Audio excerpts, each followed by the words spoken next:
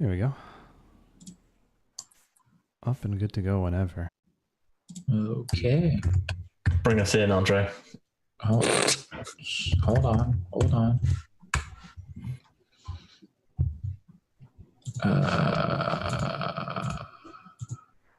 Okay, there's the thing.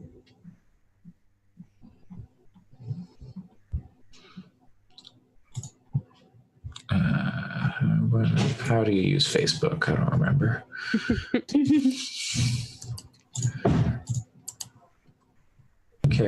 Karen's being noisy. I can't hear her, don't worry. It's spooking me because it's loud banging noises. Let's see. Share now. Aha. There's a book here called Invaders, and it has World War V on the front cover. Okay. Hello, and welcome to Gaming Fix, episode 70. I am your host, Andre Cole. Your girl's favorite gachapon prize. I am joined today, as always, by Alex Jelena. It's not 70. We already did episode 69. Okay, what's the point of doing a podcast if we can't decide our own numbering convention? We did episode 69 on April 20th. So now we are on episode 70. This is episode 66 then. Wow, I didn't miss any episodes at all. If you want to do episode 66, fine. No Jedi. We can be episode 66. Okay, that's Alex Jelena. Hey. Also joining us, Allison Saigan. Hey, I saw Detective Pikachu and it's a good movie. Well, that's good to hear. I could have seen it like weeks ago because it's been out in Japan for a while, even with the subtitle. And I was just like, I don't have money. But I saw Avengers twice. So, Pat. Hello, it's hot here today, and I'm trying to float going to see Detective Pikachu this afternoon. I saw it was like in the 80s, maybe in some areas of the Pacific Northwest. Like, what the hell? It's going to be 80 here today. Erica Hernandez joining us after a long hiatus. I also have a question for Alex. Did you shave your cat? Oh, yes. All right. Hello. Yeah, I'm back. I had to ask that. That was more important. Customary New York greeting. Did you shave your cat? And also joining us for maybe a brief stint, Sam. Hello, everybody. Whenever anyone says temperatures who doesn't measure them in Celsius, I'm like, oh my God, why are you dying? Because someone's like, oh, it was really cold. It was like 20 degrees. I'm like, 20 is the hottest it gets. Oh, I wish 20 was the hottest it gets here, but it gets to like 40 in your temperature and your made up numbers that are too small to make any real sense. It is 16 degrees where I am today, and that is warm enough to wear a t-shirt outside. It was 30 yesterday. Here, why are we talking about the weather? Because Gaming Fix, we're actually going through a little bit of a rebrand and weather hot new. You know, we're trying to be ahead of the curve. Storm chasers. Climate change, Green New Deal. We want to be talking about that weather. Keep it nice and tropical as well. Topical and tropical. Hey. There's nothing that ages better than talking about the weather, though. Like, people who are listening to this. It perfectly dates the podcast. You'd be like, oh, damn, they're talking about 80 degrees. I know what day that is. I didn't hit you with that date. It is May 11th on both sides of the date line right now, but about to be the 12th. By the time we end this, it'll be the 12th, but that's not your concern. So video games. Yeah. Alex, how was the weather in the video game you played? You know, it wasn't bad. Oh, that's good. The video game I played, I'm pretty sure the weather's not dynamic, but that's fine. Not every game needs dynamic weather. If your game doesn't have dynamic weather in 2019, it's like a Metacritic 3. Yeah, It's just like 3 Metacritic points off of the final score. No, it's a 3 out of 100 on Metacritic if it doesn't have a dynamic weather system. Yeah, no, it does have a dynamic weather system. 3 out of 100. It does have a day-night cycle. Okay, that's kind of like Okay, if it has a day-night cycle but not a dynamic weather system, what are we doing?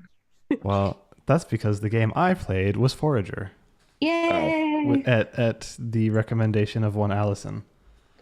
So It kind of has weather. Does it? Does it? I mean, it has like have weather, but that doesn't mean it's dynamic. Like, you go to different areas that are it has climate. But it's always sunny. Areas that are weather. It's got a frozen bit. That are weather. Sometimes the amount of enemies that show up on screen darken the sun. What? That is true. That sounds like some evil magic. There's evil magic in it too. Yeah, them skeletons are not very friendly. Well, actually, at some point they do get friendly. But anyways, I played Forager. I think I've played just about as much as I'm going to play. Because I think, let me look at my Steam. I'm at 14 hours, and let's say a good amount of that is just idling because you can treat it like an idle game at some point. But no, my feelings on that game, to get like without diving into what it is, because Allison's already talked about it, which is basically Stardew Valley meets Zelda. But it's good. Yeah, I think it's really good. It's fun. It's interesting. It's kind of that loop of get stuff, watch numbers get bigger, try to figure out how to collect more poop in the late game because it's hard to come across. I at one point saw potatoes. Is this a Martian situation? No, you want that so you can have animal feed. And no, I literally animals, your own feces or someone else's feces. So what I do is I use poop to feed it to the cows who give you more poop. Oh yeah, me too. I once saw like actual energy thing. I once saw like 125 poop in the store, and I was like, "Fuck yes!" And I bought it all. Yeah, now I have more than I need to know what to deal with, and I got an achievement for it. Yep. Because I had so much. Yep, same here. I got that. I think the achievement's called disgusting. It's like you have 200 poop in your inventory or something like that. Feeding poop to poop is a human centipede, and I'm against it. Yeah, this game is basically the human centipede of video games. But yeah, I don't know. I think it's really good. There's one issue I had with it. I don't know if you ran into this, Allison, is that I wish it gave you ever so slightly much more direction. In that, like, when you get to the skill tree, I was like, okay, well, I can upgrade this. And then I upgraded this one thing. Like, I upgraded something that's kind of further down the line. And because it doesn't really give you that much info other than unlocks lighthouses or unlocks whatever. It doesn't explain what those are. And I unlocked droids really early on. And then as soon as I unlocked it, I'm like, okay, let's look at the recipe. This requires plastics and electronics. And I'm like, I don't even know what those are. And it turns out I was like 7 or 8 upgrades away from even getting those. So like, I wish it would give you like, say like, hey, you're about to upgrade something that you can't use. Because sometimes, especially late game, levels come like once every half hour. It's kind of the same problem I had with Infinitoad, actually. Yeah, I wish that the levels came a little bit sooner. Especially late game, because I ran into that too, where I'm trying to like my goals all need plastic, and fun fact, you need to have offshore drilling to get the oil to make the plastic. Yep. And that's kind of a later stage skill tree thing. So I had to figure out like, okay, where do I go for the skill tree? And I had to like unlock something else so that I could unlock plastic offshore drilling so I can make plastic. Yeah, totally. So yeah, so I think it would be nice, but at the same time, I wouldn't mind it being super laid back. If, for example, it basically if the leveling moved faster, so that it was like, oh, okay, I can actually get to this point reasonably fast. Yeah, like at this point, I'm in the 40s or something, I think, like 41, 42, somewhere around there. And Hello. I don't know if you heard the cat, but yeah, levels it's like every half hour, 45 minutes, and that's sometimes if like there are little things that you can hit in the environment which will double your XP for doing certain things, and I like constantly have those going because at this point, if you're not, it's going to take you like an hour or more to level. So yeah. So I think it's good, but it has some just kind of there's some sugar they could add to it to make it better. Yeah, I would agree with that. I wonder if they're going to do balance passes on that stuff. I mean, they talk, or if he will do balance passes on that stuff, because he talks in there's like a roadmap with like a combat overhaul and a bunch of stuff coming. Because the impression that I get is that, and you've both played a fair bit more than I have. I probably played like 3 or 4 hours of it. But the impression that I get is that kind of like it sort of becomes an idle game eventually, but also while it's an idle game, there's loads you can go and do on the outskirts of like your town, because there's always like new puzzles and dungeons and stuff to do. And the impression I got is that to like see most of that stuff, it takes 30 to 40 hours of. Oh, wow. So I think there's a lot, from the impression I get, is there's a lot more there beyond the like building and tech tree aspect. There's a lot more like Zelda stuff in there, but that can take a while to see it all. Yeah. So I have some of the stuff that I think you're probably talking about, like the droids. I did end up crafting them at some point because I was like, well, screw it. If I'm going to stare at these things, I'm gonna hard line straight for them. So and I also have a perk wherein sometimes when you're making stuff, it will make double of stuff. And I got lucky with the droid and it made 2. So now I got 2 droids, and the droids are really interesting. I don't know if you guys have seen them, but I think they're in this video you're showing on the stream. I've seen a little bit of them. So essentially what they do is they follow you around, they kind of hover around you, and if you're near mineable stuff or trees or whatever, they'll just take care of it for you. If you're near enemies, they'll do that for you.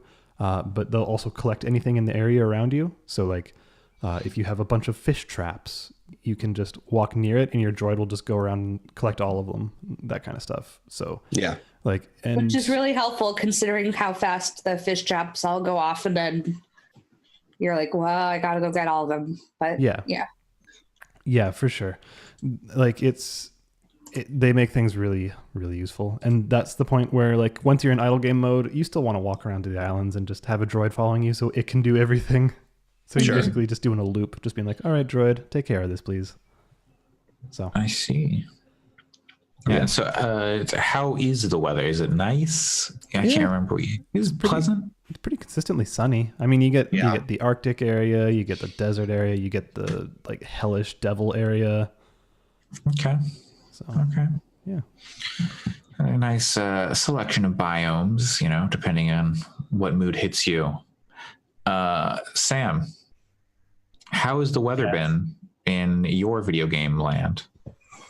So I don't think it's worth talking about it too much because I haven't finished it yet, but I've been playing Steins Gate Elite, which is the 2019 remake of the original 2010 visual novel Steins Gate. I've been playing it on the Switch, and even though I was like, oh, I'll definitely love it on the Switch because I can play it wherever I like, I've just been playing it at home on my TV.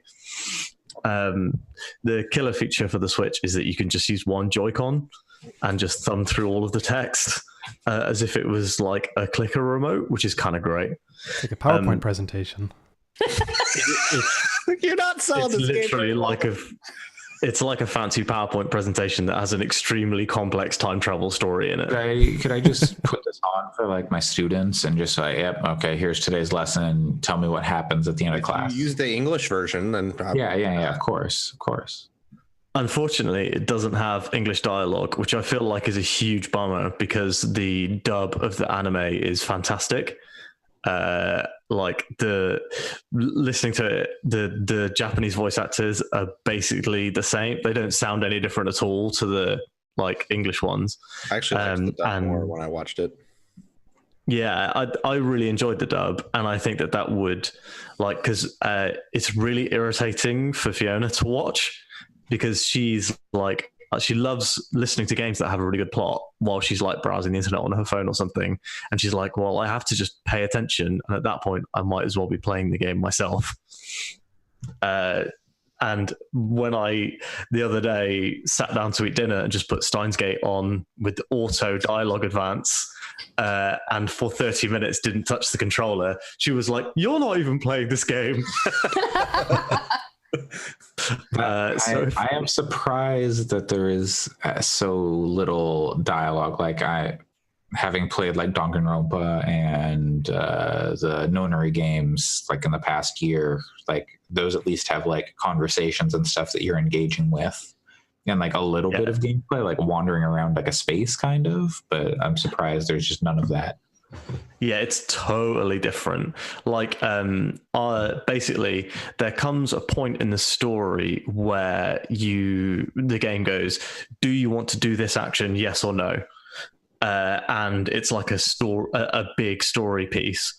And you saved over your save file. Well, no, luckily it quick saves for you every time that there's a decision point. But I did save over my save file instantly after doing it by like on autopilot. But yeah, that first decision, that huge first decision that's like press ZL to do this and press ZR to do another thing, that is 23 hours into the game. Up until that point. Yeah, basically, you frequently get text messages from other characters in the game, and those text messages will be like, "Hey, Okari, I had a really good time yesterday. Do you want to go and get some like noodles, or should we hang out at the lab?"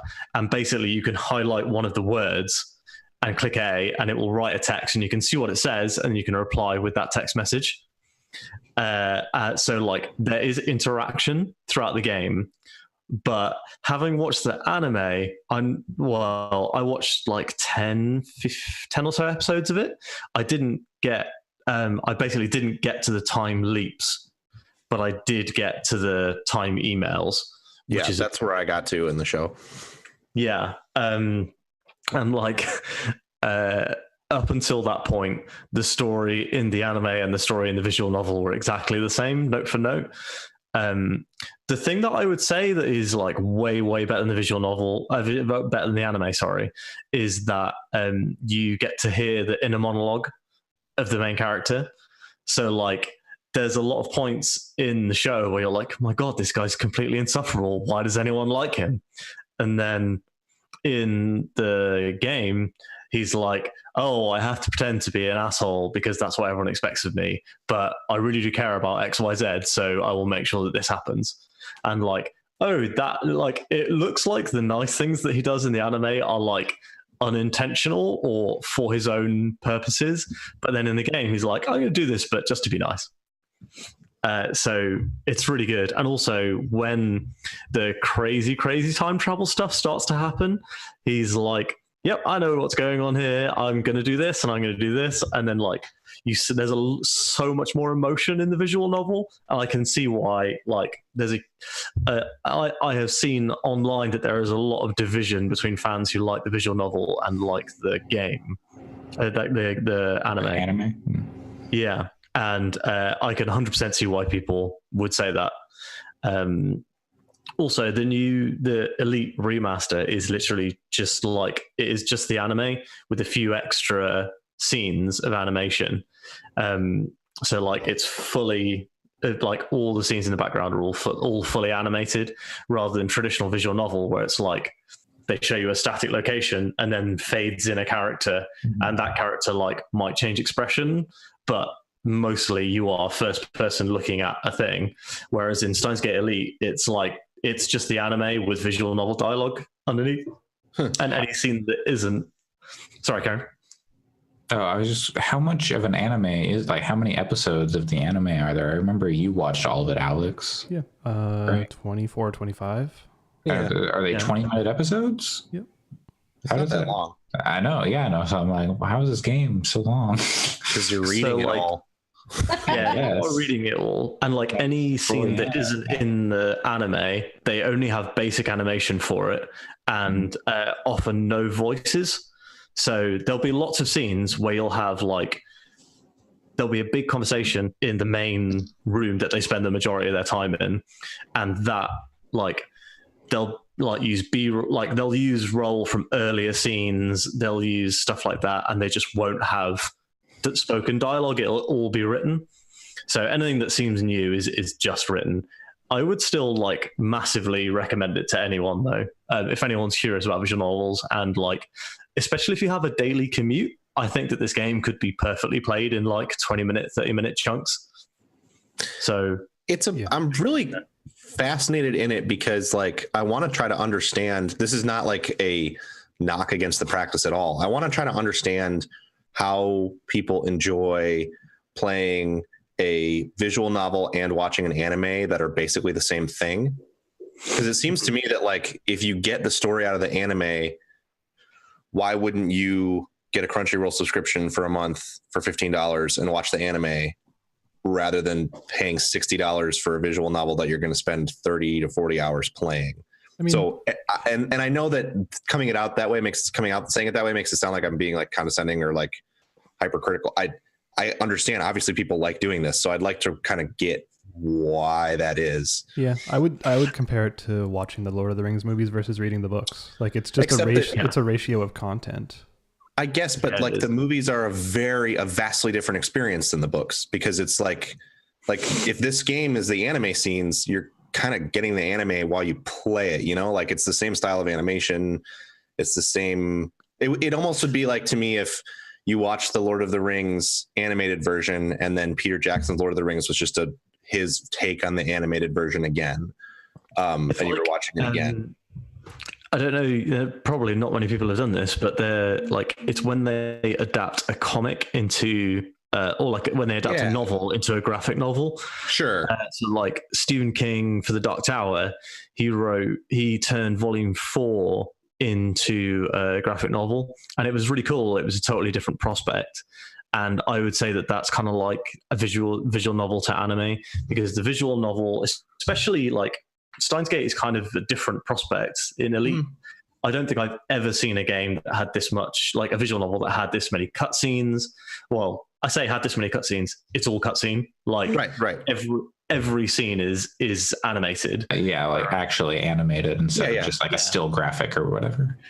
Pretty much every other visual novel is like like Danganronpa. It's you are face on. It's like, old school Final Fantasy games. You get like the text box, the picture of the person who's speaking, and a rough idea of where you are. Whereas the anime is usually like way more detailed. You see the emotion on the characters. You see like visual novels are usually not fully voiced. Steins Gate Elite is like a much, much higher production value package than any other visual novel I've played by a country mile. Yeah, I'm just interested in the differences in the experience, I guess. And I am not necessarily skeptical of it, because obviously there's so many people who enjoy that clearly there's like, far be it for me to say that that's not a valid thing at all. But I'd like to understand like that experience more, I guess, because it's a interesting, even having had it explained to me a few times and having had analogies like that, I still don't quite get it. So I don't know. I just wish that it wasn't $60 on Switch. I am super interested to play every game on Switch. Yeah. I'm super interested to play Zero. I'm going to do that like straight after. It's already in my rental queue. And then as soon as I finish Zero, I'm probably going to watch the anime for both, because I'd love to see where they cut stuff out. It's like watching a movie adaptation of a book that you really like. Yeah, I guess the disconnect for me in that analogy is just like when you read the book, it's all in your head. There's no visual component. Whereas when you're reading going through a visual novel, you are getting, especially it sounds like this one, you're getting such a similar experience visually to the anime. One question because I never got to the time leaps, Alex, maybe that you can answer this. Like, I was under the impression that once all that stuff starts happening in the anime, it all just happens. It's not like they like get to episode 20 and then go back so much as it's all just sort of happening in one big stream. Like a character pop in episode 16 and you don't know why they're there.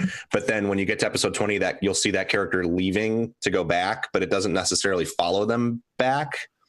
That's not what I've seen in the visual novel so far, but yeah. Like it happens that way a little bit. Like, okay, to get too much into it is kind of spoilery, but yeah, no, I don't want you to spoil anything. And also, it should be noted, like with all the conversation of like this being the anime, but in visual novel form, the original Steins Gate from 2010 did not look anything like the anime. Like it did not have anywhere near the production values. This is basically the same dialogue and everything, but they're just taking the production values of the anime to make it look nicer. So, and that makes more sense, I think, because like I totally understand why you would play Persona 4 and then watch the P4 anime. Like I get that completely, because like that's totally more in line for me with what you're saying with the like book to movie adaptation. Yeah, but also to step back like five conversations ago, the making decisions like 20 hours in, that's totally normal for a visual novel. Like Wonderful Everyday, I made a total of, let's say, 4 decisions over the course of like a 60 hour playthrough.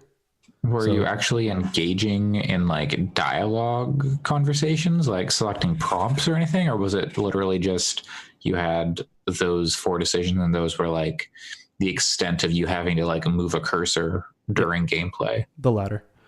Okay. But like the thing is with those, it's the kind of thing, like the reason that they autosave for Sam is because generally those are branching paths where things go completely different. So selecting one means you have to go back and then, to get the complete pack or complete experience, you usually have to go back and then see the other path. What I like with like the nonary games, like you can go through, like you're going through conversations constantly throughout those games, and like those conversations have impacts and stuff.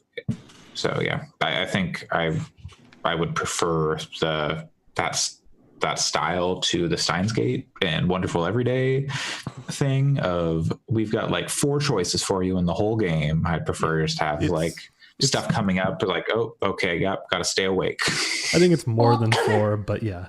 Like it's not to discount that just for me.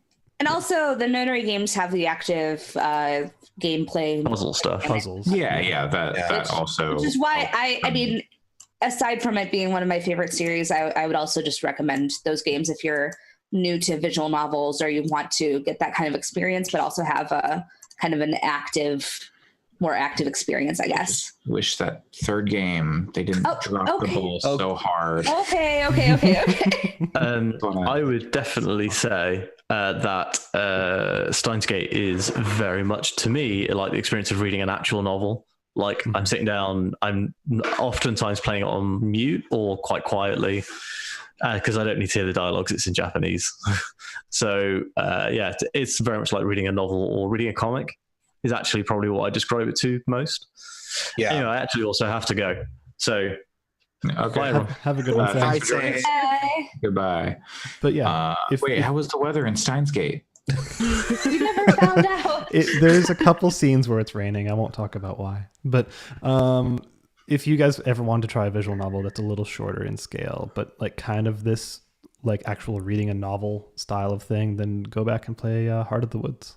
Because that was the one that you played earlier this year, correct? Yep, January, February, whenever it was. I was thinking about that recently. I want to play that, but also I want to have money. And it's about 10 to 12 hours, I think. And there's like a demo for that too. I think I meant to play that. Yeah, the demo is actually not even in the actual game. It's like a completely different like, side story, which is kind of neat.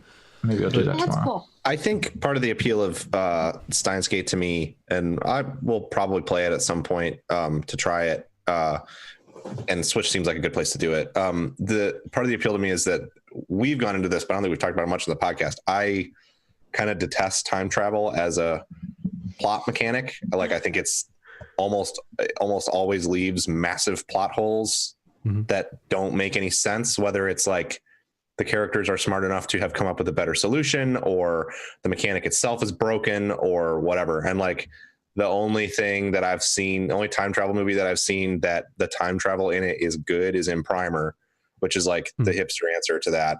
Yeah, I was just going to say, I'm sorry, but like That is very much the hipster answer. It's also the only movie with a good time travel mechanics. Well, it's also like about- vaguely kind of unwatchable. Like, I'm sorry, but when I watched it in high school with my high school friends, like one of them literally had a giant like diagram of like how of all the time Yeah.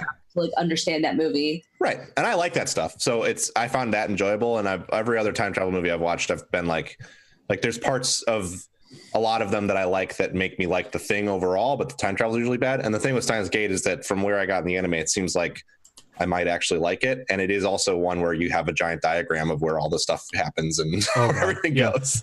So that's part of why I think I might like it. Yeah, the diagram is nice. has good time travel. Looper's okay. I'd also say like Looper's a great movie, but the time travel in it is okay. I'd be really, I mean, again, I'd just be really interested to see what you thought about the Zero Escape Nonary games time travel. Maybe eventually. Yeah. At some point. No, actually, the Zero Escape game time travel stuff is very much like some stuff with Kingdom Hearts. Yeah. It's coming up. Yeah. Like actually. Man, that different podcast. But yeah, no, Steins Gate, just because Sam isn't here, the visual novel is really fantastic. I played the 2010 one, so I haven't had the experience of this newer one, but I'm really looking forward to hearing what he thinks of Zero. Is the newer one, is the one he's currently playing a recreation of the previous game? Yes. Basically. Okay. Yep. It's like the same thing, but with the upgraded visuals because they made an anime out of the original visual novel. So it's a remaster. Also, like I will say, if you haven't seen anything about this game, the anime, which you probably are if you're watching right now, but the anime is one of the most incredibly animated modern anime. I was totally blown away. The whole reason that I was willing to give it a shot, despite my time travel apprehension, is because of how gorgeous it is. So definitely just look at it a little bit, if nothing else. Yeah, it's super good. Yeah. Neato. And as you guys would know, is the Nonary games on Switch? Yep. Or no, they're not. No, it should be though. Yeah, we talked about that's my barrier. Those people are making a game with the Danganronpa people. Yeah. Or they're just making Danganronpa. At this point, I think the only place I would probably play a visual novel is on Switch. I would think they were maybe do it on a tablet on like PC, but I can't. I tried with. This is a me thing, not a problem. I'm not at all dunking on visual novels. I cannot sit at my desktop and play a visual novel. It doesn't work for me. I wish I could.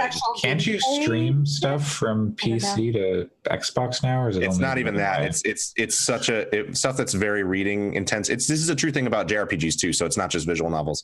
If it's like a thing where you're thumbing through a lot of dialogue and sort of sitting and reading a lot, it just doesn't work for me on PC anymore because I have a hard time with I want to be like laying in bed or like lounging on the couch or something. Oh yeah, no, that's what I'm saying. Yeah, it's I was like, can't you? It is on PS4. I was wondering. No, but I'm saying I need the option to be able to do it before bed, basically, like lay in bed and read it and get a Vita. It's a me thing. Transfer from the PS4 to your Vita. You can play the first one on DS, although the DS version's not as good. 999, you mean? Yeah. Yeah. And then you can play VLR on Vita, right? Or on 3DS. Maybe it'll come to Switch. Hopefully it'll come to Switch. But Pat, that'd be perfect. But Pat, you know what game you don't have to thumb through a lot of dialogue for? What's that? The one you brought. That I brought. How's the weather? The weather. Let's see. Well, there's one of them has weather. I can briefly talk about Descenders first. Because that one's the one with the weather and dialogue. Descenders doesn't have any dialogue, doesn't it? Oh, I thought it did. No. So no, I've been playing enough Kingdom Hearts games as well to that I need non-dialogue in my other games, which I won't get into it here. But it's so weird because I'm really enjoying Dream Drop Distance, but wow, it feels like a slog because of it's twice every world story is twice as long. I just watched the cutscenes and it felt like a slog. It's a good game though. It's fun to play. It has Pokemon in it. Like You Pikachu? craft Pokemon mechanics, not an actual Oh. Pikachu. No, not real There's Pokemon, not a but Snorlax? it has Pokemon mechanics. All the enemies are you can monster ranch them by synthesizing materials. Oh, it's got Monster Rancher too? It's Oh my it's God. really more Monster Rancher than Pokemon. Okay, but if it was crafting them. legit Monster Rancher, I would probably go buy it. How's Like the if- weather in Monster Rancher? Okay. Depends Anyway, what CD you put in. exactly. They should make a new Monster Rancher, and you can scan QR codes MP3s. instead of CDs, MP3s. or put MP3s into it. Sure, whatever. Just Put Laserdisc. Yeah, no, they should. That's right. They should use the the Shazam like audio, how you like those programs in Monster Rancher. Oh my God. Perfect. Guys, Anyway, I gotta go. I gotta learn some Unity. Descenders is a mountain biking game, which is a weird thing. I saw it on Steam and was drawn to it because it was getting a really positive reception, and it seemed like the kind of game that wouldn't get a positive reception normally. Like it didn't seem. Looking at the trailers, I was kind of like, well, this is just Trials, because the trailers make it look like Trials, a lot like Trials, like the It's perspective been on the camera in the trailers. Kicking around for a while. Yeah, it's been in early access for a long time. I had never really heard of it at all until it came out. It's in 1.0 now. And I kind of was like, well, I don't really need this if it's just Trials, even if it's really good, because I'm one of the people who likes Trials Risings a lot and still pops it open and plays a little bit now and then.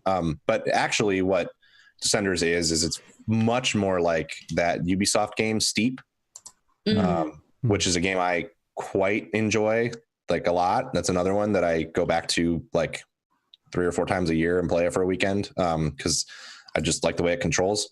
And that's kind of the core of Descenders. Is it's a mountain biking game, but you're behind the back, not Trials perspective. And you are, I don't know if I'd call the model realistic, because I'm not a mountain biker, so I don't know if it feels anything like actual mountain biking, but it's very fast and you're like carving around corners and stuff. So like you use the right stick to put the bike sideways and slide around bends, but you're using your momentum to do it. So it doesn't. It's like Forza Horizon to mountain biking, like in that, like it's sure, maybe it's it not might be super arcadey. Yeah, it's going for a little more like it's tricky, but very it's not. physicsy is really what it is. You know what it reminds me of is, I don't know how dated this reference is, but it reminds me of Motocross Madness. Sure. Yeah, totally. It doesn't feel like that game, but I see what you're saying, and I love those games, which is probably part of why I'm enjoying this so much. The thing that's kind of put it over for me as like a thing that I've done more than just like play for a half hour and then put it down is the structure of it, because it's actually also a like roguelite game. So you start a run and it procedurally generates all of the courses. It seems like they're built out of parts, because I've definitely gotten the same course, or what feels like almost the same course before. But you start this run and the different courses kind of have different themes, is the wrong word, but they all courses have different stats. Basically, some of them are more steep, some of them have more curves, and some of them have more stunt jumps. And when you go off a jump, you can totally do like skate or Tony Hawk style tricks off of it, where you're like tweaking your spins with the right stick and using buttons to do like the grab tricks and stuff. There's only one button for tricks, because there's only really the one kind of trick you do with a bike, which is like take certain parts of your body off of it while it's in the air. But you can do like, backflips and corkscrews and stuff. And that stuff is fun. But to me, the real fun of it is more navigating the courses than the trick stuff. I don't even really know what the points get you, but it does track them. And you get points for speed, sliding, doing the tricks, doing big jumps. But what's interesting is when you bail, you lose health. And if you bail like super hard, you lose more health. And your health is consistent through a run. So you'll do the first run in a session, or I should say through a session. You'll do the first run, get to the bottom of the hill, and then you're presented with a map that has nodes on it, kind of like almost like a FTL or something like that, except you're moving across a landscape on the map. And you'll have different choices. Like you can go to this track, which is steeper and has more stunt jumps. You can go to this track, which is shallower, but has lots of curves. There's a bunch of different stats, and a bunch of different modifiers that can happen. Sometimes there can be weather where you're in a storm. And the goal is to kind of get to the end to get to a boss track. And it's called a boss track. And it's the boss because there's a huge jump in it that you have to complete to finish that map. Then they're often like challenging jumps to complete. And the modifiers are really interesting. Like some of them are like you're in first person now, which is hard. There's some that are like, yeah, you take extra damage or, and then every track has a bonus objective that'll be like do 2 backflips, complete the track in 30 seconds. When you do those, you get health back. So the goal is to like not die basically. Cause if you die, you bail out and start over. And there's 4 regions. So you go through 4 different maps if you can. I haven't been able to make it past like a track or 2 into the second region because it's actually quite a hard game in a way that feels good though, because you can like quick restart a run with just a button press after you die. So you can just kind of keep moving. The main menu is like a big open lobby where you can just ride around and try out different terrain types and go on half pipes and stuff and get a feel for different tricks and stuff like that if you want. And then there's a bunch of other interesting mechanics around the periphery. Like there's like sponsors that I don't really understand yet, where if you do enough sponsored tracks, you get a sponsor. And I think it allows you to influence what kind of nodes you get. Because there's like a backwoods sponsor, a speed sponsor, and a stunt sponsor. Because like some of the tracks too aren't tracks. It's just like wilderness and you have to find your way to the bottom. So it's just an interesting game. It's not, there's not much more to it other than completing these runs over and over again. There is a multiplayer component. Whenever you do a track, there's always like other people on it. I assume they're ghosts, but I'm not really sure. The multiplayer stuff just came out in the 1.0. stuff. Right. So I don't know how that works because I'm saying whenever you play it at all in any session, you see names of people up in the corner and you see other people like riding around. You can't really interact with them at all, but you see them. And I don't know if they're actually racing on the same track as you. That would seem weird to me because it's all supposed to be procedural. So I don't really know how any of that works or if there's like a specific multiplayer mode that I haven't noticed. So it's got some Trackmania in there. I think that's really what it is. And that's sort of like, I would say if you like Steep, if you like Trackmania, this is sort of that kind of thing.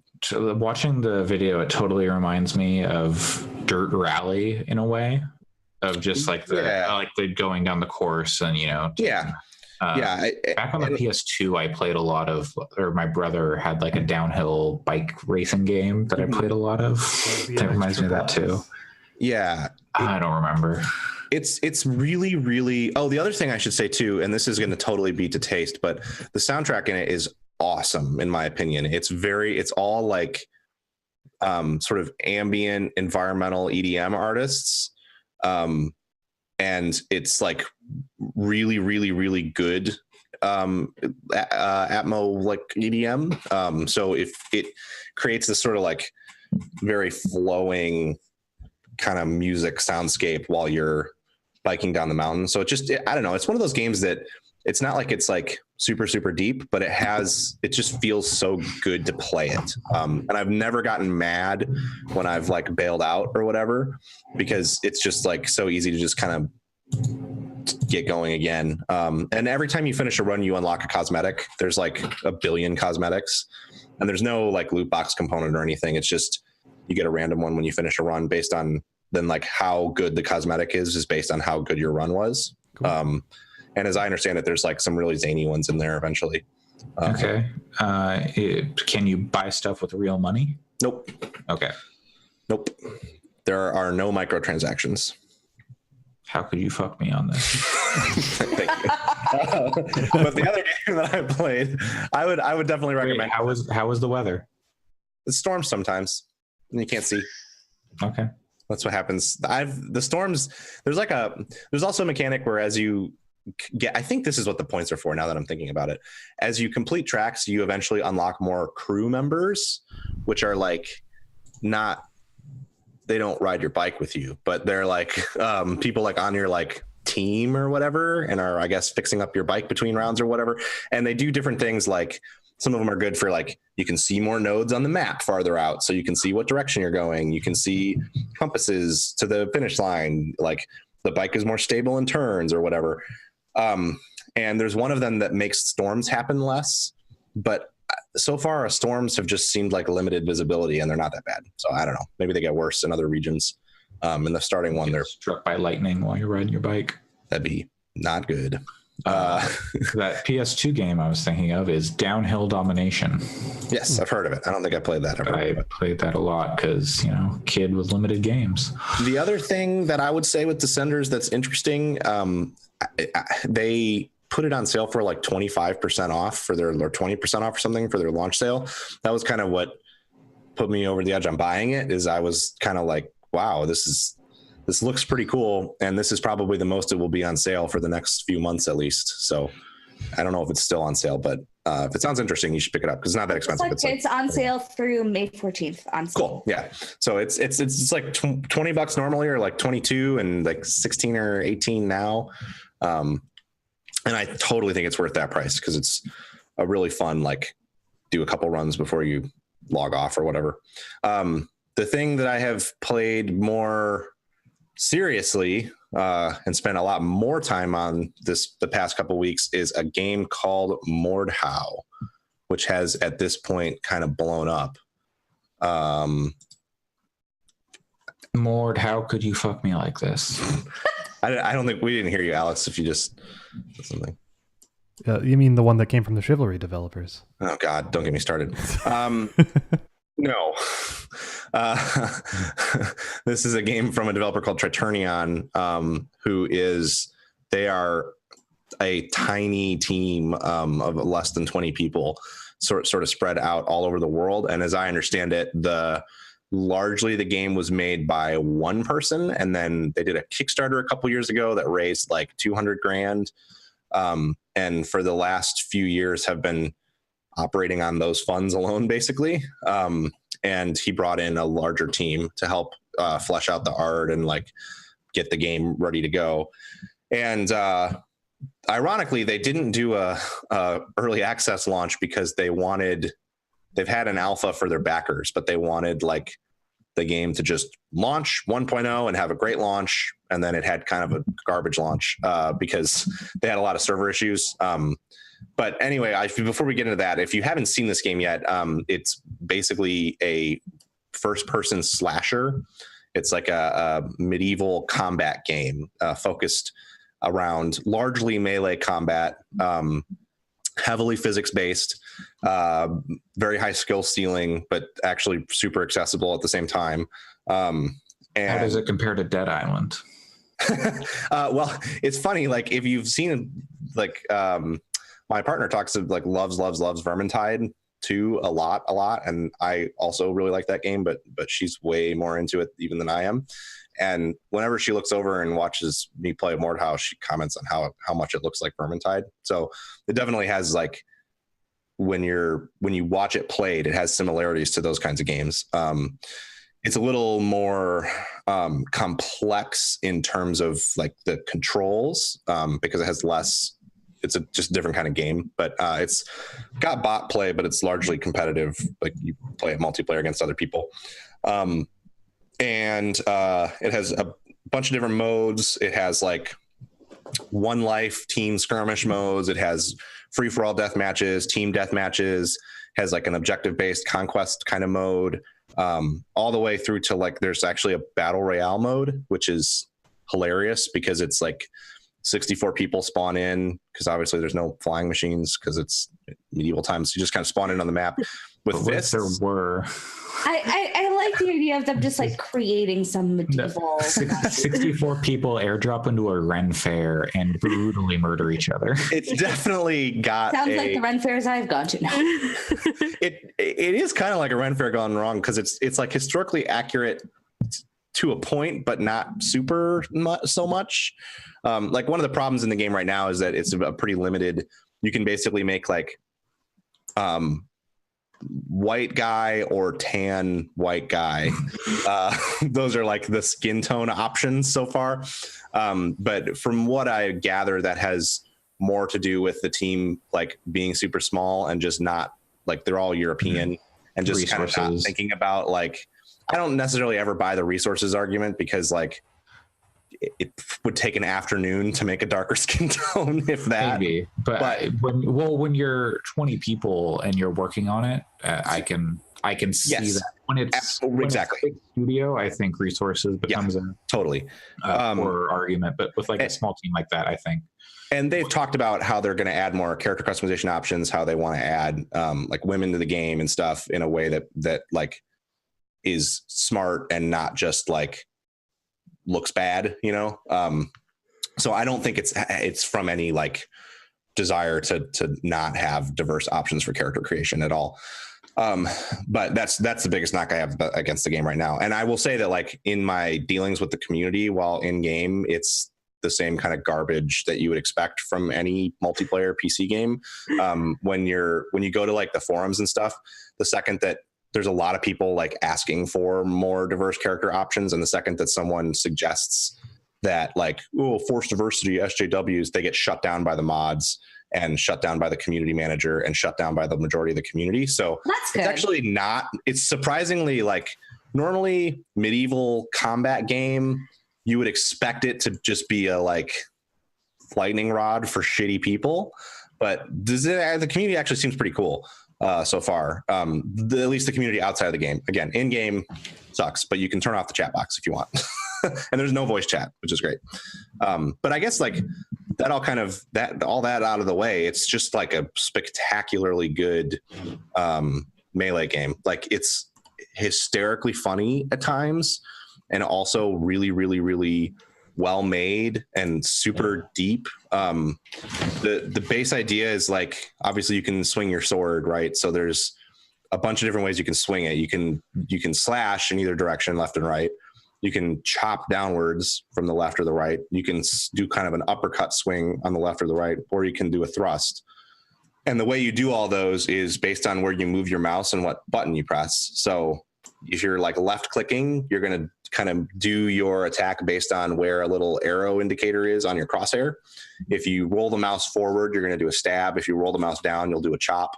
And it's feels really kinetic and good, just the swings. But then from there you can parry, obviously, which is sort of a timed thing. It's not a held block. You can only block forever if you have a shield. And a big one. So you can parry, and then when you parry, you can immediately strike back. But if your opponent's on it and you're in one-on-one, they can also parry that counterattack. So like you could just do that forever. But then from there's a thing called chambering, where if someone attacks you from one direction, if you mirror their attack with your attack just before they hit you, you hit their blade or whatever out of the way and then attack them back, which has a tighter parry window and it's harder for them to block.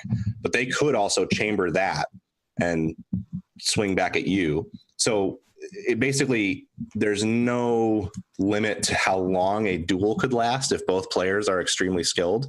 And then it starts to become a thing of like movement and feints. You can do a feint where you go to swing your weapon and then hit the Q key on the keyboard if you're playing with the default controls, and then you actually cancel your swing, and it can trick them into a parry, and then you can quickly follow up with an attack they can't block as they're still coming out of their parry animation. So it has like fighting game-esque complexity to the combat in terms of like the mind games and sort of the like who's going to swing when. The fun part is if you play the team modes, that doesn't really matter that much because it's just like 32 versus 32 people all slamming into each other, and people are accidentally hitting their teammates, and people are doing like I got an achievement because I cut 2 people's heads off with one swing at one point, just because like it gets so chaotic and fun that it's just totally ridiculous. So it has that sort of extreme level of depth if you go on to like a dual server and seek it out, but then also if you're not interested in learning those complexities, you can just jump into the larger game, and it's just a blast and hilarious. There's a loot weapon. It's sort of more of a tool, I guess. And when you left click while you have it equipped, you like play the loot. And people have figured out how to mod in custom songs, so it's like a MIDI device. So like people will like run around the battlefield playing Sandstorm on their loot, just like TF2. And the community started to implode over like you need to take the loot out. It's too much. So instead, they increased the volume of the loot in the next and it's the best. Okay, I need to play this game. But like last night, so the reason it's called Mordhau is a type of grip in like medieval martial arts, where you take your sword, and because you're wearing like chainmail gauntlets, you actually grip it by the blade and then bash people with the handle, the pommel, and the guard. So you can do that in the game. If you push the R key, you can change your grip on your weapon. And then for smaller weapons, that'll just throw the weapon. Sometimes for bigger weapons, but like spears, you can just throw them with the R key. But you can, like on a sword, you can change your grip to the Mordhau grip. So for the loot, the default position is you're playing it, but if you hit R, then you can start bashing people with it like it's a club. So last night I was playing with a couple of friends, and we were doing an objective. Every map has a different kind of frontline style of objectives. It's a mode called frontline, and it always involves capturing a middle post, and then from there's some kind of objective to complete. It just so happened that the map we were on had a cart push objective. That's actually the only map that has that, so it's not like normally like the Overwatch or TF2 payload thing. This just happened to be the one map that has it, and you don't have to do it to win. You can also deplete the tickets on the opponent's side. But we were pushing this cart, and I was playing the loot with a character that has on a like Robin Hood archer's cap, no shirt, and like riding hosen, which is like long underwear with some leather chaps, standing on top of the cart, playing the loot full blast. And then I was jumping down from the loot and bashing people's skulls in with it to kill them. And we got the cart almost all the way to the objective, and I had like 5 kills at the end of it just from the loot. And it was the funniest thing ever. Like I was just like cackling with laughter the entire time. Cause it's so good. And there's just like same game. I played a character with a maul, like a giant hammer, and hit someone in the head with an overhead strike, and it just explodes their head like a watermelon. And there's things like there's a perk called Flesh Wound, where you live for 5 seconds after you should have died. So you can like have your leg hacked off and then be hopping around on one foot for 5 seconds and continuing to attack the person that has killed you. It just has tons of like dumb stuff like that, in addition to being very tight and well made if you want to play it at a super high level. Could you change your in-game nickname fairly easily? I think it's just your Steam name. Damn. Well, maybe I would change my Steam name. You can change your Steam name. Well, yeah, you can change your Steam name super easy. I would change my Steam name to Gallagher and then just run around with that hammer. Yeah. And what's cool is like the other side of this is all stuff you could kind of get out of Chivalry to a degree. This game is just, it's an Unreal 4 game, so it looks better and stuff. But the thing is, there's also a full like progression thing. There's, again, no microtransactions, no real money purchases. But when you complete games, you get gold, and you use that gold to buy stuff. So there's like a starting set of classes that are all pre-made. But then from there, you can make custom characters, and those you are working with a point system, kind of like Black Ops, where, a heavy cuirass might cost 3 points, and you have, I think, 16 points to work with. So you could spend up to 9 points on your armor for head, body, legs. But then within the armor, there's like 1 billion cosmetic options already for different kinds of armor at each level. And you can change like the arm pads and your gauntlets and your shoes, in addition to the like part that actually is the armor piece. And then the same thing's true for the weapons. So there's like 40 or 50 weapons in it so far, ranging from like quarter stabs to lutes to longbows to crossbows to like Zweihanders and stuff like that. Like there's just loads and loads and loads of weapons that all behave a little bit differently. And those all have cosmetic options too. They all have like blades you can swap out and guards you can swap out. So there's just like huge customization back end to it as well. So you can make like, it's obviously there's like the tiring thing of like, there's always a Jon Snow in every single match you play, but you can make like pretty high fidelity recreations of characters right now, as long as they're white dudes, but hopefully that will change soon. And then you'll be able to make a wider range of people. A wider range of white dudes. But it means that, like, you know, if you want to play as Vernon Roach from The Witcher 3, there's totally that hat that he wears. So you could totally make him because it's one of like 60 different headpieces, and they've already got more maps coming. They teased one of them. They've got more, obviously more customization options, including like gender and skin tone options. They're going to have more, like loads more cosmetic pieces and stuff like that. They've talked about having more modes. So yeah, it's a phenomenally good game. I can't say enough about it because it's like every time I play it, I just wind up in a combination of like being really, really engaged and laughing my head off. Like there was a moment last night where my buddy and I were standing and a horse charged at us, and we just sort of stepped out of the way, and the horse ran off a cliff that was about like 20 feet high. And we just sort of in slow motion watched this horse go through the air, and we both knew what was going to happen. And then like it hits the ground and just like crumples and ragdolls. That's so sad. It was like, obviously in real life, I don't want to see horses die, but like in the game, we just lost it because this person just ran it off a cliff and it just collapsed and it killed the rider too. It's like in Red Dead when you're riding along, you're like, oh no, what happened? And you trip over a rock and everything just comes tumbling down. That's the thing. Like I overheated my CPU last night because I was messing around with shadow play, and I think that's what did it. Because I wish I could just get like a button to save the last 30 seconds as a GIF, because this game is like made for that. Every single life, there is something that I wish I could like copy and paste into a chat somewhere, because it's just full of those moments all the time. Yeah, you're really selling me on this game, Pat. It's a great game. I can't sell it harder. I think it's probably like the best, whatever, $25 you can spend on Steam right now. It's 30 right now. Yeah, it was one of those 20% off on launch. All right, so I'm going to force us to move on. But thank you for telling us all about Mordhau. I definitely want to check that out now. Yeah. It's giving me flashbacks to like TF2 like custom maps where all you can use is melee.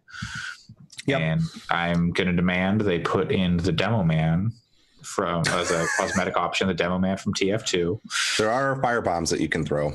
But no, it's just the Demo Man with a sword and shield. Well, you could make that though, as long as they fix the skin option. You'll be able to make that. Yeah. So but I need, it needs to have like the cosmetics of like the vest with the the blue pants or the red pants. Someone made Minecraft Steve, and people leave them alone because they just use a pickaxe and hit rocks all game. And it's like a code. If you see Minecraft Steve, you just don't hit them. You leave them alone because they don't do anything. They just hit rocks. See, that's that kind of thing that I like low-key love, and I wish I got into like online games more. Just that, okay, we're just gonna leave this dude alone. He's all right. If you take a loot and stand in the middle of the field and play it, and then you die, the people that kill you will get team killed, because it's like, fucking leave the bard alone. He's just standing there playing the loot. Anyway, we'll move on. But it's time until they're bought by Epic. 2 weeks. No, they're too small. Epic doesn't care. But I hope these guys are really successful, because it seems like their game is cool. I want to check it out. They sold 500,000 copies in the first week. Oh, great! Which for 13, I think it's 13 people. For 13 people, that's great. Yeah. Last thing, Mord, how is the weather? It's pretty much always sunny. Hopefully they'll add more weather. Always sunny in Mordhau. There are catapults. They're all catapults though, so sometimes, like again, you get like stone rain. Like, you can't make Danny DeVito in Mordhau because, well, Danny DeVito can't die, but also like if you fuck with the height stuff, it would just make the game unfair. You can't change the height. You can change the build of the person. Like the person I'm rocking right now is a large and in charge dude with a battle axe and a maul, but you can't change the height of the character. You need some snow. It has snow. There's a map with snow, but it's not actually snowing. Yeah, if it was snowing though, yeah. You know what this game needs? This game needs that guy who made For Honor. The beardy dude? The beardy guy with the cane sword. I would be down with cane swords in Mordhau. I mean, it'll come, I'm sure. Anyway, you'd be like an old man, and then you push R. And they have said that the next thing they would do for a larger content expansion is to add more like Eastern armories, is the way that they put it. So like Chinese, Japanese, different kinds of weapons and stuff. Cool. All right, Allison, Erica, who wants to go next? You could go, Allison. It's fine. I really don't have a lot to talk about because I played Forager. I also played Tetris 99, and the weather in that is always balmy. It's always raining. Always raining. Always raining. Always raining Tetris blocks. Yeah. No, so they just released an offline mode to Tetris 99. It's you have to pay for the DLC, which costs $10, which some people fuck. So it's just Tetris? So it's just, well, no. Is it there's two different there's two different modes where one is just like kind of a more standard marathon mode, and the other is offline with AI. So there's multiple different levels of AI that you can go up against.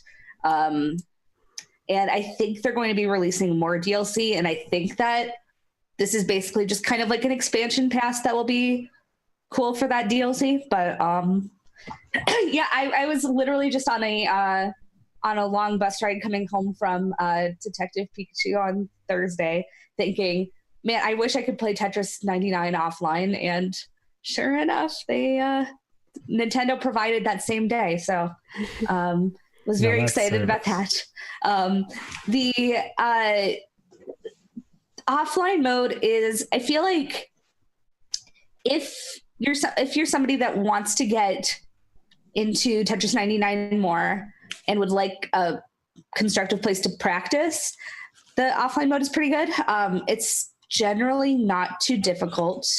I've been playing on the highest difficulty, and I actually haven't won yet, but I always get up to like about top 5.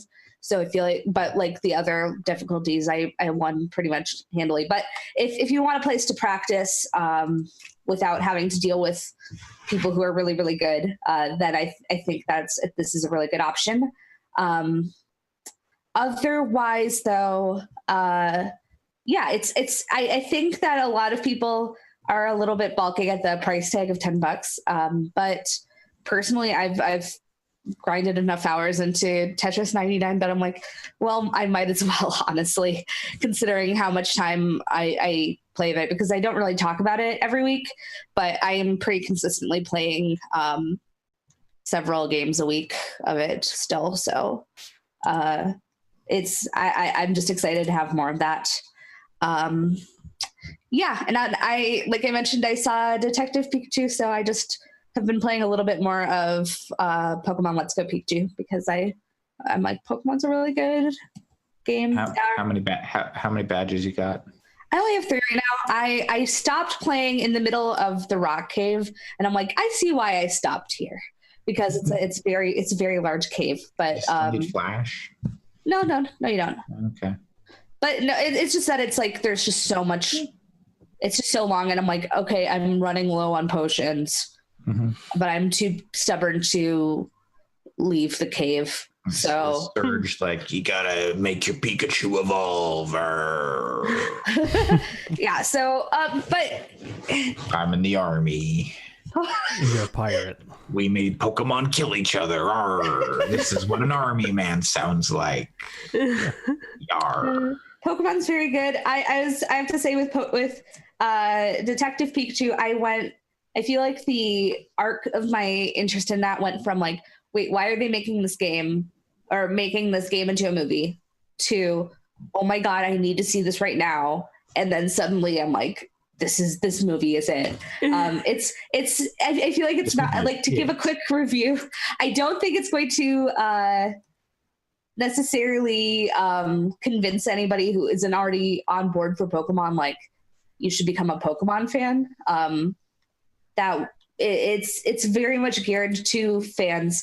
I feel like it's very much geared to adult fans of Pokemon, because it is basically like film noir, except for like the last thing where there was some news story where they have enough outtakes to make an R-rated cut of this film. I honestly would not be surprised, but if you like Pokemon, and if you grew up like with it like I do, I have to say, seeing Pokemon on the big screen was very exciting. They gave out, at least for this first weekend at AMC, they're giving out Pokemon cards, and I was just like, this is like my childhood coming back to me, which is very exciting, because I went to both of the first two Pokemon movies that they had in theaters, and they gave out Pokemon cards, and I'm like, this is it. And the one thing that I think is really, really nice about it, though, is that I haven't seen a lot of people talk about, is I feel like everybody who's in it is like fully on board with making this movie. Like, it doesn't feel like any of the people making it are phoning it in, which is just kind of delightful.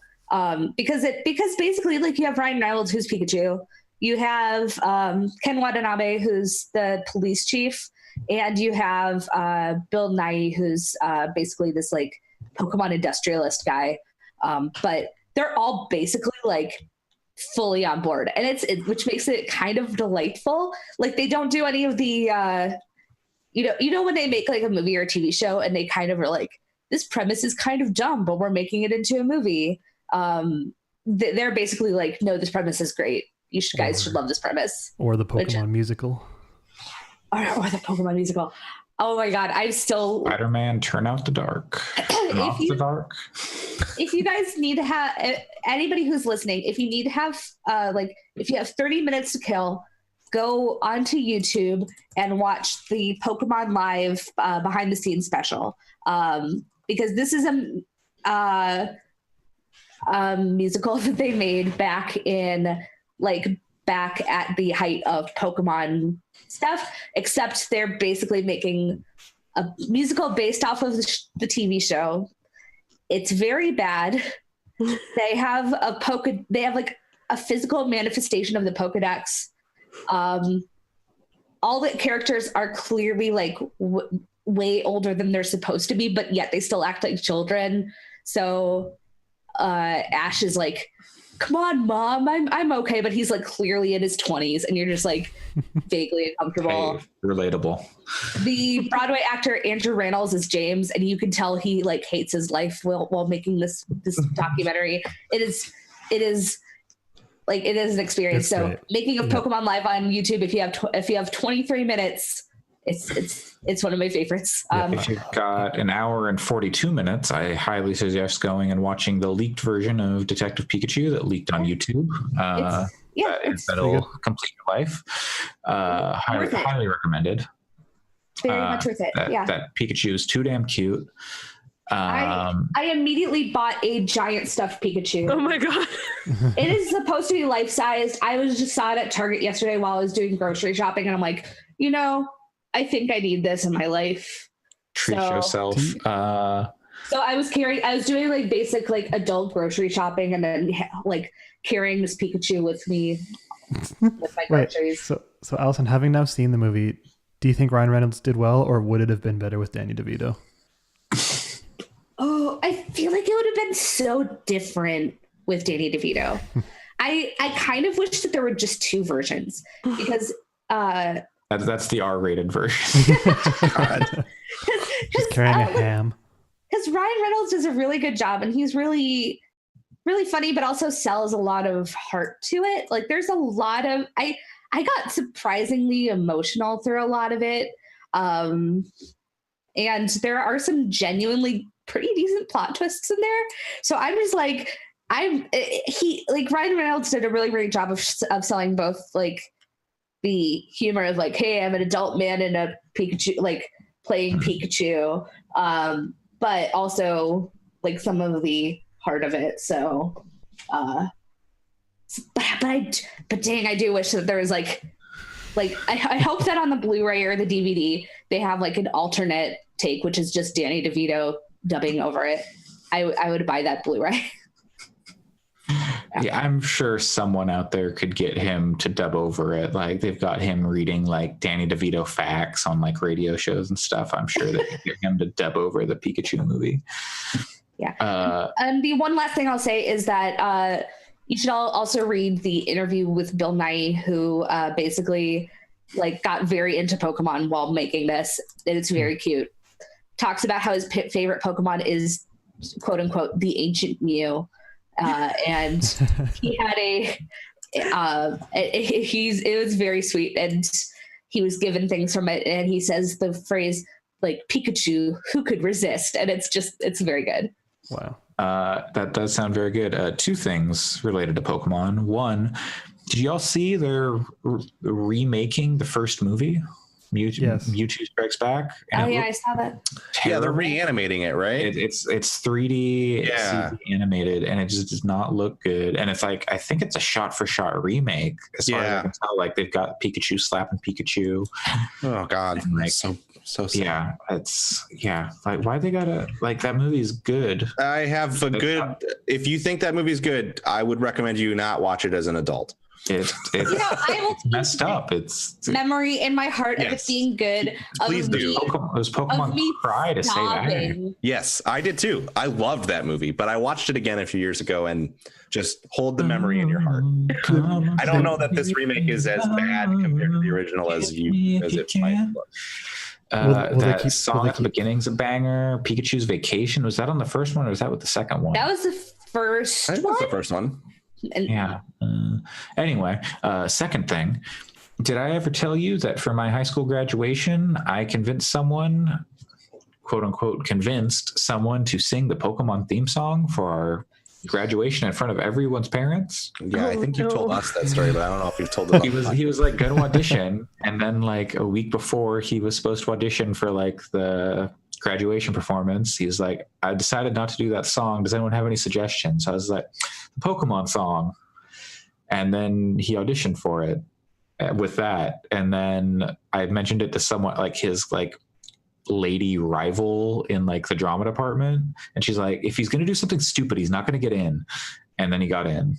And then podcast guest Dante Douglas, who joined us many months ago, was Brock, and someone dressed up as Pikachu and Ash and Misty, and they danced and sang backup for this at our high school graduation. Wow. I wish I could have seen that. You can. Oh my God. Provide you video evidence in the later. Yes. Later. We'll check this out later. We'll send it to the Pornhub Pornhub. podcast. Yeah, go up on the Pornhub. No, I'm not going to do that to those people. They're not all of age at the time in that video. So, Probably.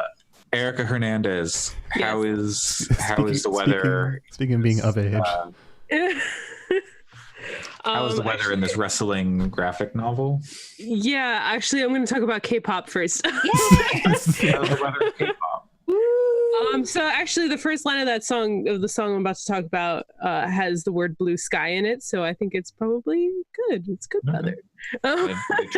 They turn cloudy, turn gray, blue skies turn gray. I don't know. Not in this music video. It's only about happiness and good times and I love it. Baseball loving aliens. So I'm questioning these aliens and their interests, but okay. All right. So my favorite group, the boys, they just came back with their new song "Bloom Bloom." The boys are back in town. They are. So like I've been trying to figure out been navigating like those like Korean music shows and like how to vote for them. And that is a trip. Okay. yeah. So the other thing too is that Twice is currently also promoting one of their songs. So I've been like very conflicted about like, oh my God, I can't listen to any Twice songs right now.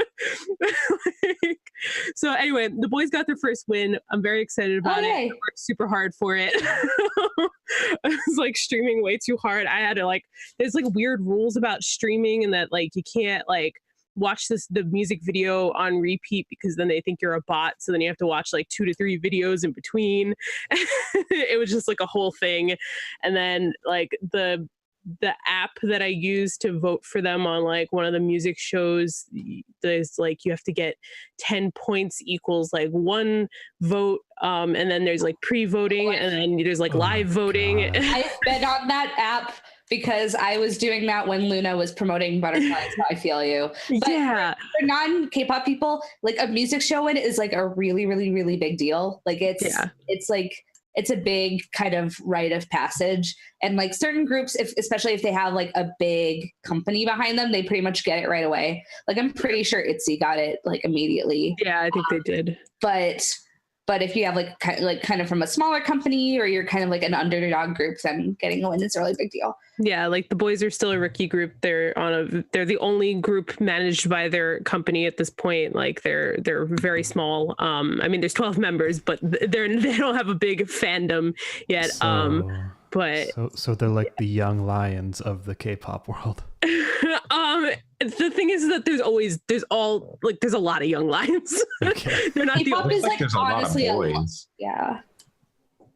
There's like there's like 12 of them. There's 12 of them. Yeah.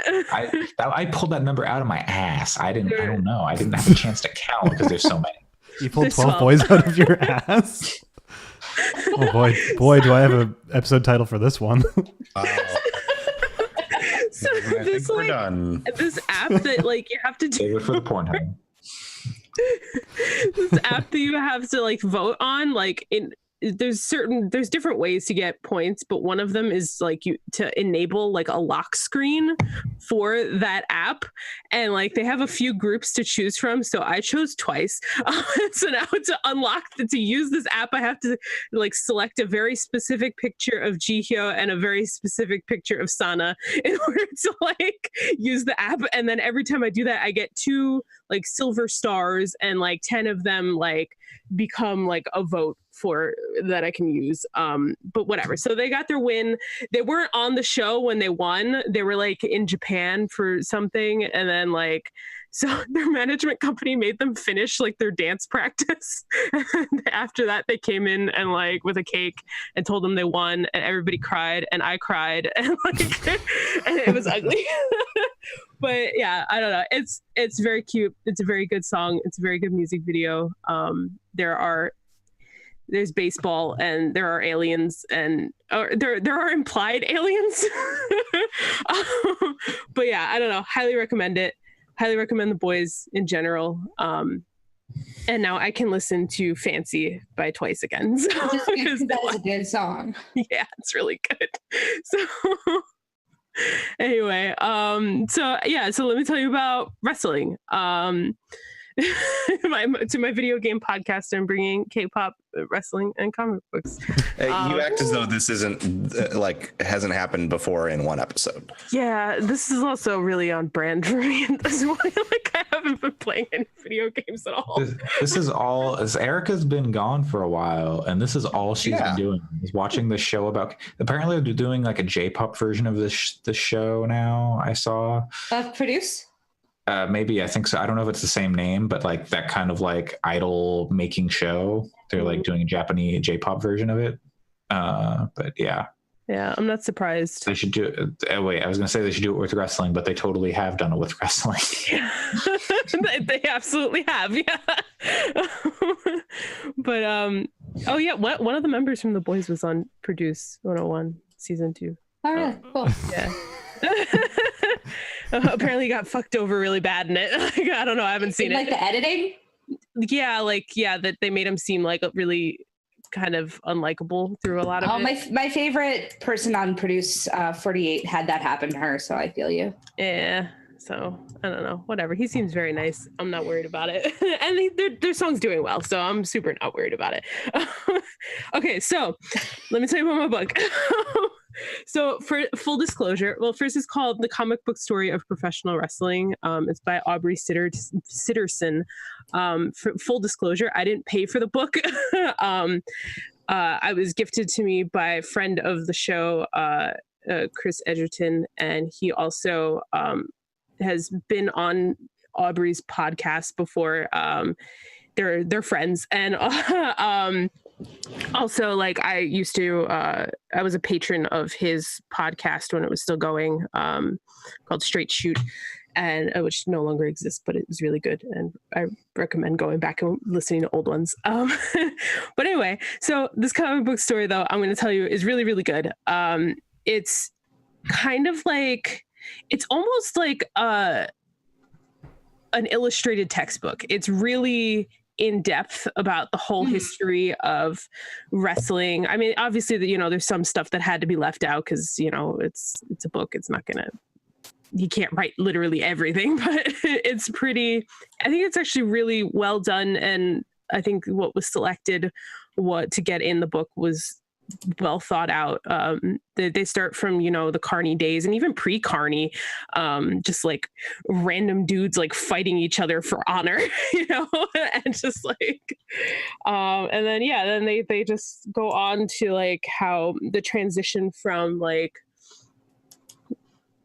fixed wrestling, but like trying to make it seem like it's legitimate wrestling by making it last hours, and there's really boring, but whatever, people were still into it, I guess, to like the spectacle of wrestling, and slowly becoming like having finishes and things like that, and not just finishing moves, and it's really cool. It's really well done. The art in it is really good. It's a little over the top in a way that I think you want from something about wrestling.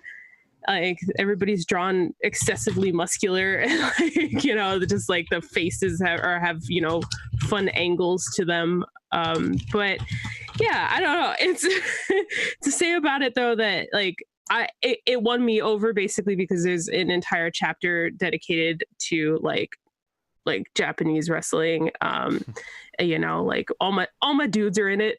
All my dudes are in it. So is Cheeseburger in it? Actually, I don't think Cheeseburger is in it. Is Big Breakfast Guy in it? I think he is. I'm almost positive he is. That's like the only thing I remember about Japanese wrestling, by the way. I mean, what else do you need, really? So, but anyway, Cheeseburger is not in it. I'm checking in the back right now. He's not. Wow. He hasn't yet made his mark. He'll be in the next volume. So that's what I was going to get at, is that I really want there to be a next volume, because my one issue with this, and I think it's good. What I really like about it too is that it had like a whole section talking about like how problematic some like old wrestling gimmicks have been for like minorities in general.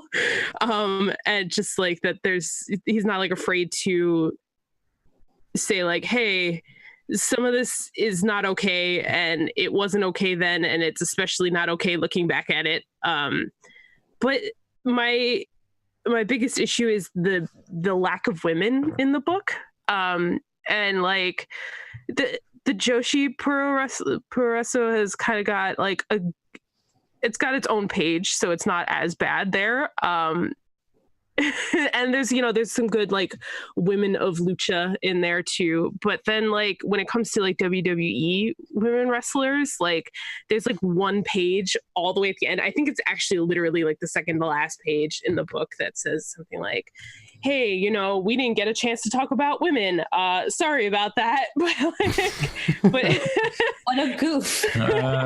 Whoops. I mean, yeah, it's he acknowledges that like a lot of it is just because women haven't really been given their time in American wrestling, which is changing now. And this, he's like acknowledging that. He's like talking about like, you know, the NXT women and like Sasha Banks and Bayley and Becky Lynch and all that, and how they're, you know, kind of like changing how that's going now. But like, you know, China is just one tiny picture, you know, like Lita's like a little picture next to her, and there are some women, I guess.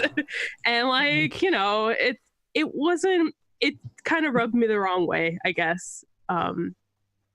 And like, I mean, he's not wrong. Like, the wrestling for women has been long respected in Japan, and even I would say to a lesser extent, but still in Mexico. But like, yeah, I don't know. Like, it's rough. Sorry, Go Matt, ahead. if you heard that slamming sound of my cat destroying my tea mug. Oh. It's Nice. okay. He's cute. He gets away with it. That's what you get for shaving me. Yeah, he's mad. He's mad because he's bald now. Like, It's not And even can that you really bald. blame him? You got a summer trim. But yeah, I don't know. Other than that, I would say that the book is really well done. It filled in a lot of gaps in my knowledge. I wish that it would have filled in some more gaps in terms of the history of women's wrestling, and especially like Joshi wrestling. Like, I have a lot of gaps there. Like, I don't know much about it at all, and it's something that I want to have the time to dive into but haven't yet. And I was kind of hoping that this book was going to do that for me, and it didn't. But overall, I highly recommend it, especially if you like wrestling or cared about wrestling at one point. He called it the one true sport, like maybe like 5 times in the first 2 pages. Like,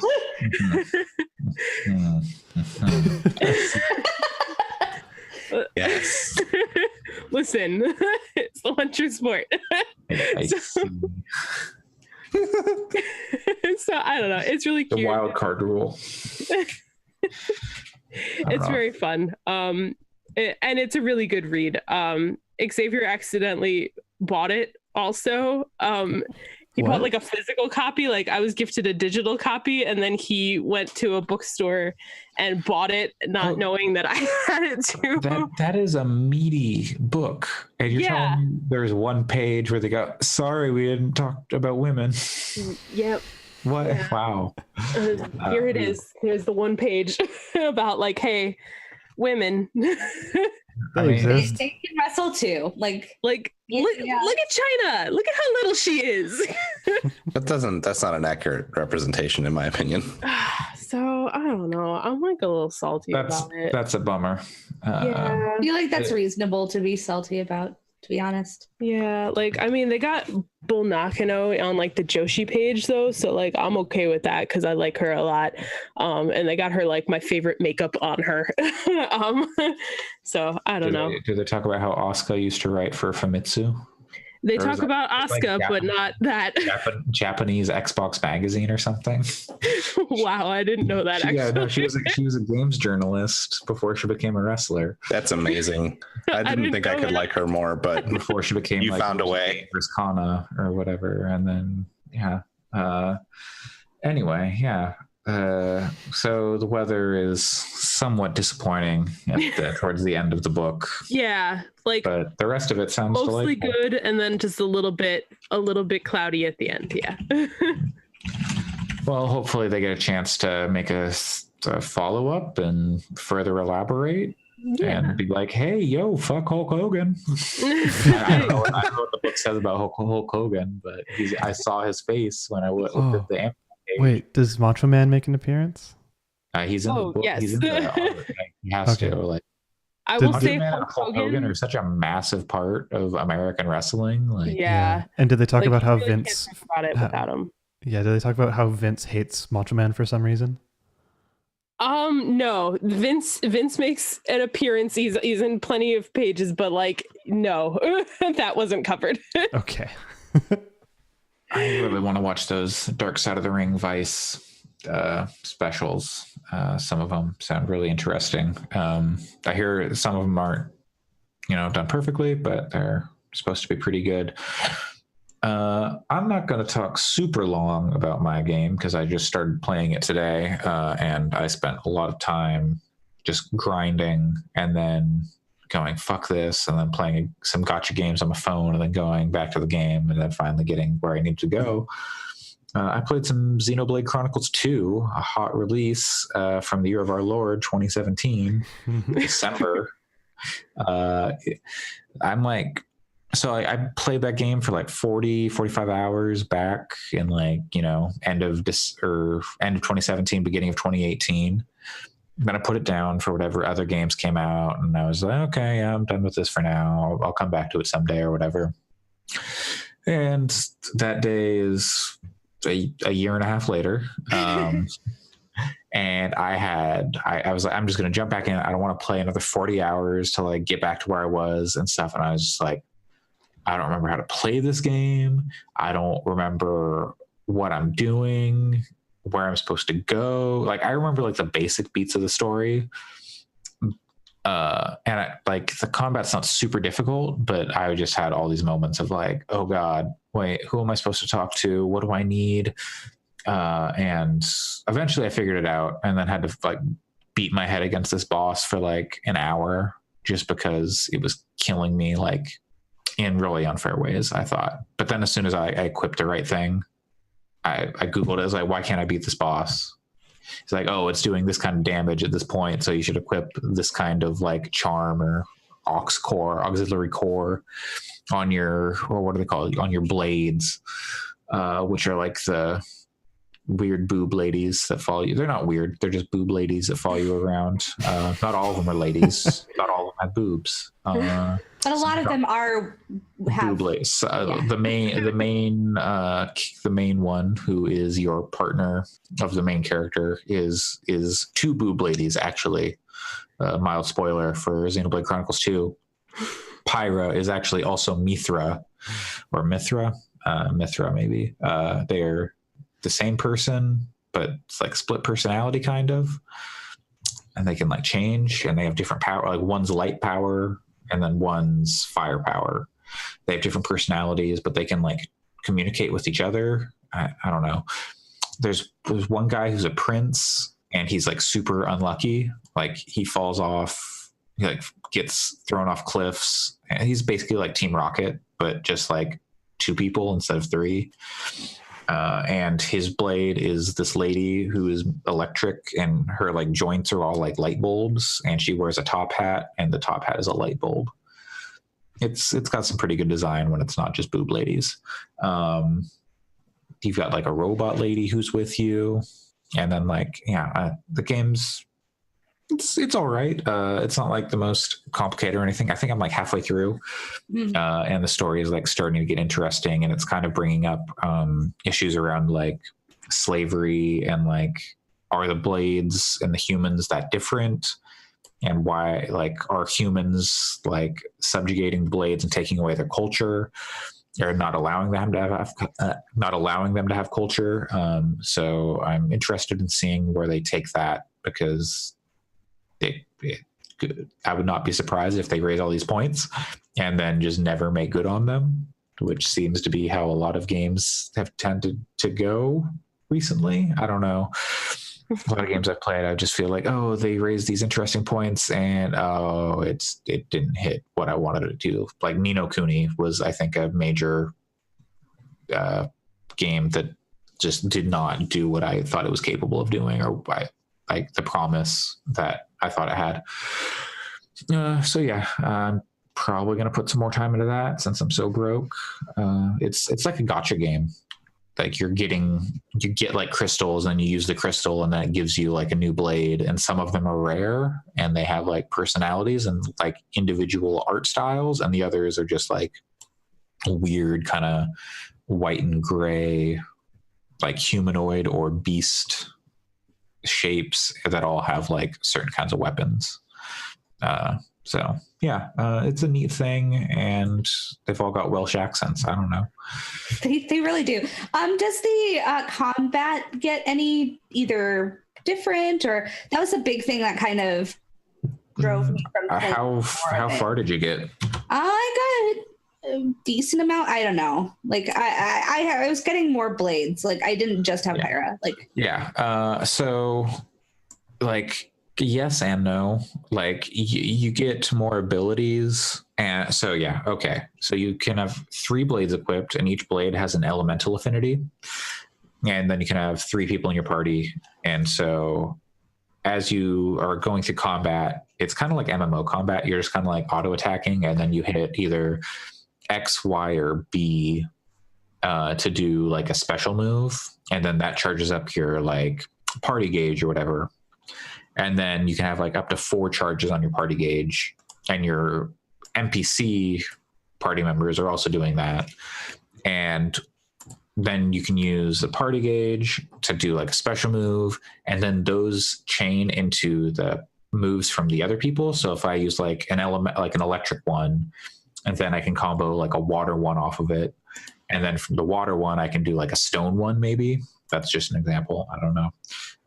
And then so then you get to do like a whole big, like, you know, do a whole bunch of damage with that move. And my criticism with that is they don't like make them look different enough. Like is like the depending on the kind of weapon that the blade uses, that third instance always looks the same, which is lame. But you know, it'd be nice because you're doing it so often, so it'd be nice to have a little bit more of a, you know, variation. But then, like, you know, you're switching between your blades to do like different things. Like, oh, well, this blade can launch people up, and then once they get launched, then they get knocked down when they land on the ground. And then, like this, with this one, I can attack from behind and do more damage, or I can attack from the side and do more damage. So there's a little bit more to the combat, but not like an insane amount. So yeah, I don't know if that would keep you interested. It's like a good podcast game because you spend a lot of time running around and fighting stuff, and then you can pause it for the story stuff. But yeah. How many times have you heard Rex say, "I like the way you think"? Oh God, I don't know. I've probably a lot in that first 40 hours. Maybe I don't even know. It's not bad. I think it's kind of the perfect thing for me right now because I've been wanting to play an RPG, and then I've also been playing a ton of gacha games on my phone. So it falls right in there. I was also playing another Eden, and then I realized that every single character that you get for your party is a woman, except like the main character is a guy. But then every like person you pull out of time from other spaces is a lady. I'm like, wait, what? That's weird. But okay, they can all fight. That's nice. The weather in Xenoblade Chronicles 2 is usually pretty good, but I just got to a snowy place, and things aren't going so well for the Kingdom of Tantal. So I don't know. Maybe we'll fix things. I don't know. So yeah, that's Xenoblade Chronicles 2. And does anyone have anything they'd like to talk about? No? Okay. Then that is going to do it for episode 66, I guess. 69. No. We already had that exact episode. We already did episode 66. Well, okay, so then this is episode 69/66. It's the reverse of what we already had. There we go. You're right. This is why I just wanted it to be episode 70. People. You people. You know what? I never should have had episode 67 or 68. It was a mistake. I should have gone right to episode 70. You can find us wherever fine podcasts are sold and or pirated. If you'd like to leave us a review, that would be much appreciated. Help us learn how to be better at our podcasting job, and bring you the content you would like. Alex, where can people find you? Looking at cats. There you go. Allison, where can people find you? Find me on Twitter at WRITERSERENYTY. And the Detective Pikachu Twitter account has assigned Mr. Mime as my Pokemon. So now I'm getting sent Mr. Mime gifts, so send help. I should do that. Pat, where can people find you? You can find me you can send me recommendations for what songs I should play on the lute in Mordhau is a Warhammer thing. Mordhau at Just Your PC. So far I have Coheed and Cambria's Welcome Home, Darude Sandstorm, John Cena's The Time Is Now, and Smash Mouth All-Star, which I'll be playing live today. I think you've got like a really good roster there. Hopefully for an entire server full of people. You can also find my writing at gamingandconfidence.com. I think you need some K-pop on there. Maybe some That's a good point. You're right. How about some Fresh Prince? Maybe that might or work like too. some Sonic fan fiction, like not Sonic? music. Download some Sonic fan fiction that like dramatic readings from YouTube. And The problem is it's got to be MIDI files, so it can't. The lyrics part. Better. That's like the challenge with a lot of hip hop is that if you want it for the rap, then it's not going to work. It's got to be beats basically. Well, if you wanted it to be true to Sonic canon, you could use Gangster's Paradise. Yeah. That's true. I should probably put that on there. Yeah. Anyway, yeah. The kid next to me at Detective Pikachu was so excited about that Sonic movie, by the way. Yeah, I believe it. The trailer came out and he was just like, oh my God, we have to see that to his dad. And I was like, okay, wait, how do you get the Pokemon? You just tweet hashtag Pika Pika? No, there's a their pinned there's tweet. a specific tweet. I think it's a pinned one. And they we want to see you say God Pika damn it, Pika, no, it's stand not up that for one. justice? Okay. let me God find damn it. Let me find it. No, I want you to see what Pokemon you get. Yeah, because they assigned Mr. Mime to me, so now they're sending the creepiest of gifts to me on a regular basis, and I'm like, I really hope that you're the only person they're doing this to. they're just like everybody else has a nice one, and it's like no, they're just Allison gets Mr. Mime. Pat, where can people find you? Then you can find me at JustYourPC on Twitter, and you can also find my writing at gamingandconfidence.com.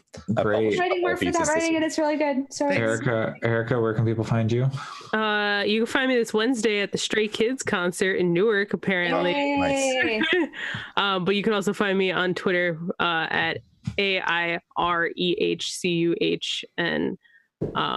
Yeah, I mean, I'm barely on the internet at this point because homework. All right. You can find me on Twitter at Coolslaw, COOLSL4W. Just amazed at what Randy Pitchford is putting the world through. Okay, wait. Okay, I'm gonna get my Pokemon then. Yeah. I gotta get my Pokemon. Let's see. What do I do? You just like that tweet. Okay. How fast is it? It's like pretty automatic. Then go to your notifications. All right, I'm waiting. I heard the tweet. Please, Detective Pikachu. How much do I want to pay for midis to put them on a lute in Mordhau? You don't have to pay for midis. Just go to Ultimate Guitar and download the Guitar Pro and then export a MIDI. I know. It depends on the song, though, if it's depending on how recent it is. Mm-hmm. Oh, man. The riveting ending we've got here. Yeah, I know, right? This Pokemon thing is not working. It? Maybe. Because it automatically just sent it over in my... Yeah. Oh, well. Okay. Maybe it's not doing it anymore. Well. Yeah. All right. Fine. Now you'll never know. Well, your partner Pokemon is whatever you want it to be. Wow. Oh, it's an Arcanine. Yay. Mine was Psyduck. Whereas I'm stuck with Mr. Mime. I got the best one. And maybe think of it this way, Allison. Mr. Mime is stuck in here with you. Oh, Good night, everybody. I don't know if that makes things better. All right. Well, have a good rest of your week, everybody. That'll do it for us here at Game Fix. Bye. Bye. Bye.